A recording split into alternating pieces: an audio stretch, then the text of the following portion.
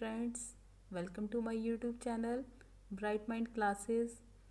जैसे कि हमने लास्ट वीडियो में डिस्कस किया था कि हम अपना सिलेबस इन टारगेट 6 मंथ में कंप्लीट करेंगे फॉर क्लास 12th केमिस्ट्री का, और जिसकी शुरुआत हम चैप्टर सॉल्यूशन से कर रहे हैं, जिसकी स्टेट बोर्ड में जो वेटेज है वो 5 मार्क्स रहती है।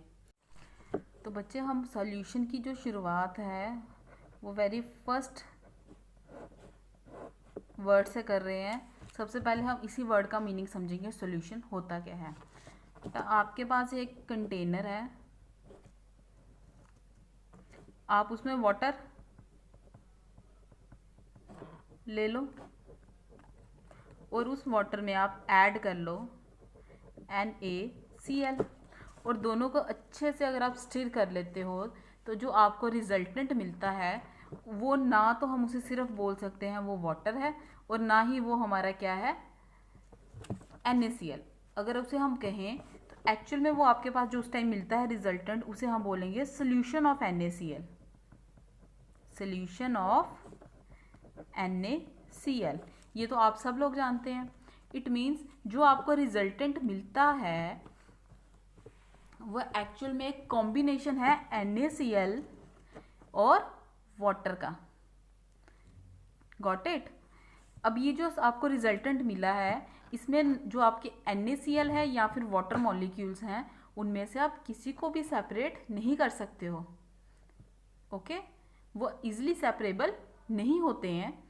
वो जो रिजल्टेंट है इसे हम बोलते हैं homogeneous mixture. Homogeneous mixture, homogeneous mixture means एक जैसा। ओके, यानी कि अगर हम जो सॉल्यूशन के अपर पार्ट में देखेंगे तो अपर पार्ट में भी वही टेक्सचर मिलेगा जो उसका लोअर पार्ट में मिलेगा। ऐसा नहीं है कि अपर पार्ट में जो सॉल्टिडनेस है बोल सके, हम बोलें अगर कि इसकी जो सॉल्टीनेस है वो कम है या लोअर पार्ट में इसकी सॉल्टीनेस ज़्यादा है, ऐसा नहीं होता। यानी कि अगर हम इसे डिफाइन करें तो solution is a homogeneous mixture of, solution is a homogeneous mixture of 2 or more than 2 components which mixed up to a certain limit। Next बच्चा जो हम देखने जा रहे हैं ना वो है हमारा कंपोनेंट ऑफ सोल्यूशन। जो सोल्यूशन के हमेशा 2 कंपोनेंट्स होते हैं, एक रहता है आपका सॉल्यूट और दूसरा कंपोनेंट रहता है सॉल्वेंट। ये तो मुझे होप है कि सबको मालूम होगा। एक रहता है सॉल्यूट और दूसरा रहता है सॉल्वेंट। अब बात आती है क्या क्राइटेरिया है जिसके अकॉर्डिंग हम किसी को सॉल्यूट की कैटेगरी में रखते हैं और या फिर सॉल्वेंट की कैटेगरी में रखते हैं। सॉल्यूट आपके वो रहते हैं, मान लो एग्जांपल से समझाती हूँ आपको, जैसे कि NaCl प्लस वाटर, अगर हम इन दोनों को मिक्स करके एक सॉल्यूशन बनाते हैं तो आपको मालूम है जो NaCl है वो आपका पाया जाता है सॉलिड स्टेट में, वाटर जो है आपका प्रेजेंट है लिक्विड स्टेट में, और इन दोनों को मिक्स करने पे जो सॉल्यूशन मिलेगा वो भी आपका रहेगा लिक्विड स्टेट में।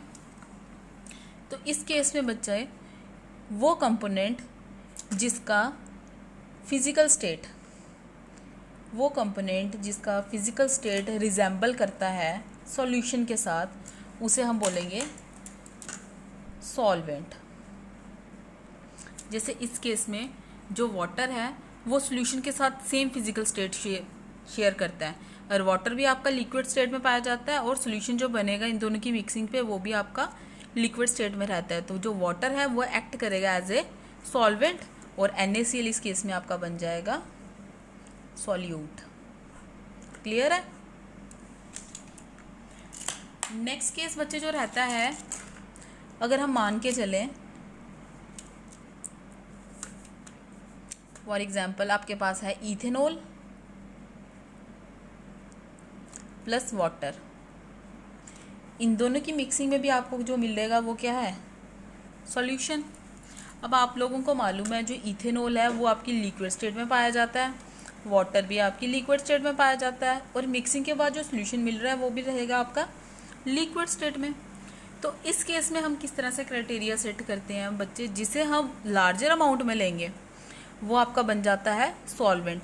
फॉर एग्जांपल हमने इथेनॉल में सॉल्यूशन में इथेनॉल लिया है 5 ml, वाटर लिया है 15 ml, और जो सॉल्यूशन है वो मिल जाता है आपको 20 ml। तो इस केस में जो वॉल्यूम ज़्यादा है वो वाटर की है, वाटर आपका 15 ml प्रेजेंट है, तो इट मीन जो वाटर है वो आपका एक्ट करता है एज सॉल्वेंट, और जो आपका इथेनॉल है वो एक्ट करेगा एज ए सल्यूट। यहाँ तक क्लियर है? Okay, then next point,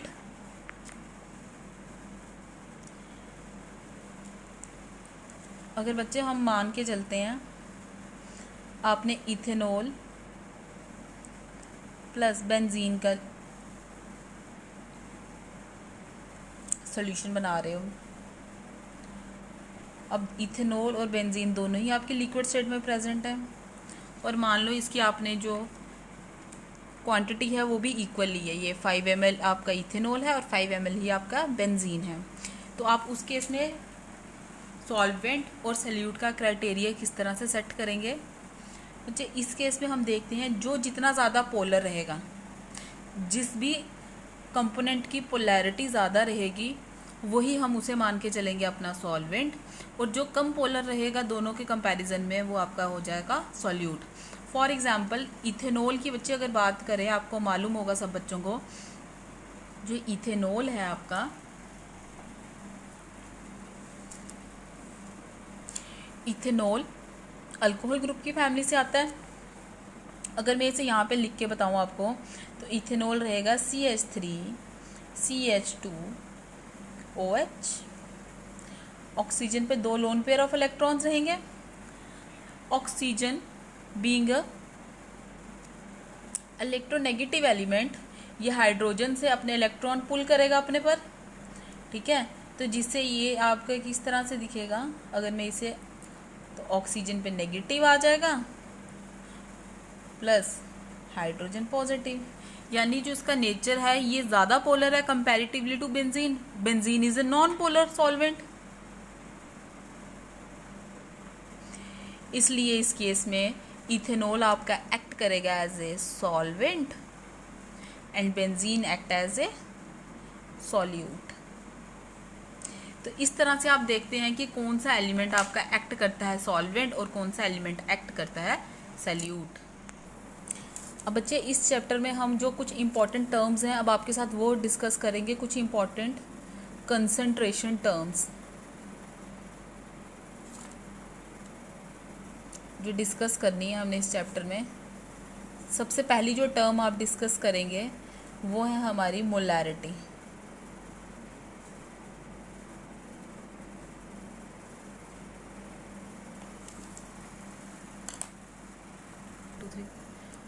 molarity अगर हम डिस्कस करें तो बच्चे मोलैरिटी की सबसे पहले अगर मैं आपको डेफिनेशन बताऊं तो molarity may be defined as number of moles of solute, number of moles of solute dissolved per liter of solvent, solution गलत हो गया।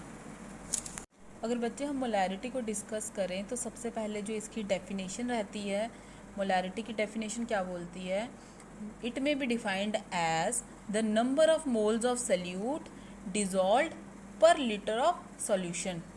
ओके, एक बार फिर से रिपीट करें, the number of moles of solute dissolved per litre of solution. इसको समझने का तरीका, हम एक सॉल्यूशन बनाते हैं 1 मोलर का ऑफ NaOH का।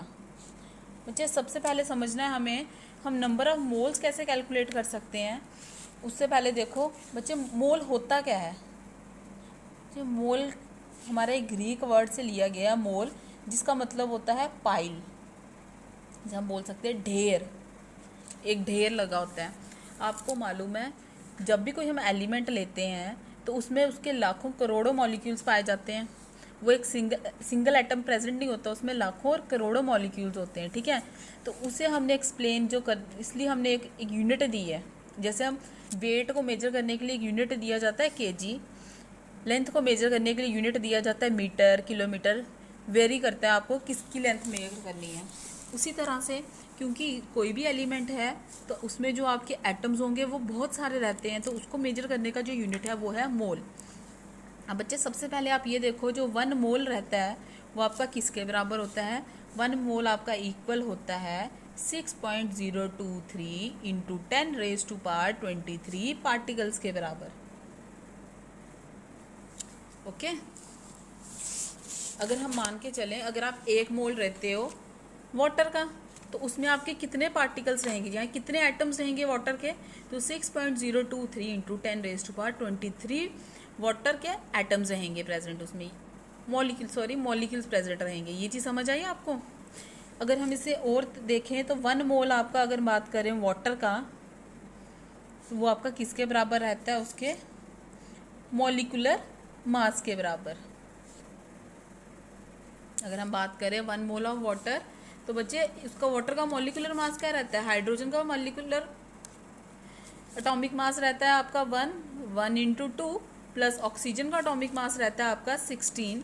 तो इस तरह से आपका वाटर का बन जाता है 18 ग्राम्स। ये चीज़ क्लियर है?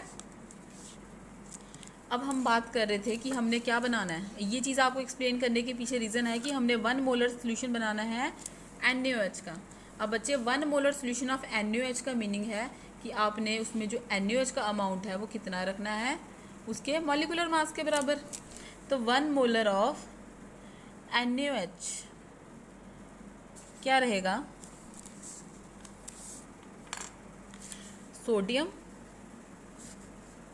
का जो आपका मास रहता है 23 ग्राम्स, ऑक्सीजन का एटॉमिक मास रहता है 16 ग्राम्स और हाइड्रोजन का एटॉमिक मास रहता है 1 ग्राम। इन सबको ऐड अप करोगे तो आपका आ जाएगा इसका 40 ग्राम, यानी 1 मोल NaOH किसके बराबर है?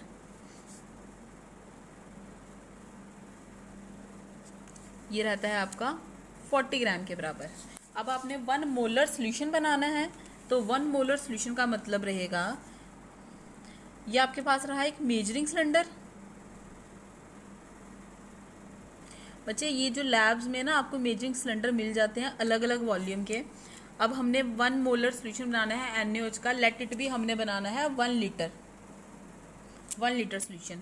तो आप क्या करोगे? मेजरिंग फ्लास्क लोगे 1 लीटर का, इस पे मार्क रहता है आपका 1 लीटर का, यानी इस मार्क तक अगर आप वॉल्यूम इसकी भर दोगे, सोल्यूशन को भर दोगे, तो ये आपका आ जाएगा 1 लीटर। आप इसमें क्या करोगे? इस मेजरिंग फ्लास्क में NaOH डालोगे, यानी ये सबसे पहले आपने कितना NaOH डालना है इसमें? 40 ग्राम्स। ठीक है, उसके बाद आपने इस मार्क तक इसमें वाटर भर देना है। इस मार्क से ऊपर नहीं जाना, वाटर भर देना है और इसे अच्छे से शेक कर लेना है। उस केस में जो आपको सोल्यूशन मिलेगा वो होगा आपका 1 मोलर 1 लीटर NaOH सोल्यूशन। अच्छा, जब मोलैरिटी को हम मैथमेटिकली कैलकुलेट करें तो उस केस में मोलैरिटी आपकी किसके बराबर रहती है? Molarity equals to given weight of solute divided by molecular mass of solute into 1000 divided by volume of solution in millilitres. इस केस में हम 1000 से इसलिए मल्टीप्लाई करते हैं क्योंकि हम वॉल्यूम किस में कंसीडर कर रहे हैं? आपकी मिलीलीटर्स में। ठीक है, यूनिट की बात की जाए तो यूनिट आपके क्या रहते हैं? मोलैरिटी के मोल्स पर लीटर। तो आज का लेक्चर हम यहीं तक रखते हैं। होप सो कि आपको जो मैंने चीज़ें समझाई समझ आई होंगी। फिर भी अगर आपको लेक्चर में कहीं पे भी डाउट रह गया हो तो इस वीडियो को रिवाइंड करके देखें, और अगर और भी कुछ डाउट्स क्लियर ना हो पा रहे हो तो आप प्लीज़ अपने कमेंट बॉक्स में आकर मुझे अपने डाउट्स और क्वेरीज़ के बारे में बताइए, ताकि उनको मैं नेक्स्ट वीडियो में आपके साथ सॉल्व कर सकूं। Thank you.